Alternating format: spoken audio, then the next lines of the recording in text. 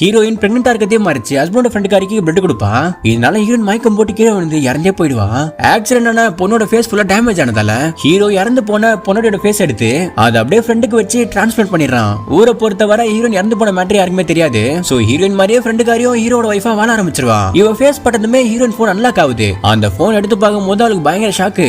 ஆக்சுவலா ஹீரோ தினந்தோன ஹீரோயினை பூஜை ரூம் பீரியட்ஸ் டைம் கூட பார்க்காம பாலியல் ரீதியா அவளை கொடுமைப்படுத்தி வந்திருப்பான். இதெல்லாம் யார்ட்டையுமே சொல்ல முடியாம இந்த மேட்டர்லாம் ஹீரோயின் போன்ல நோட் பண்ணி வச்சிருப்பா.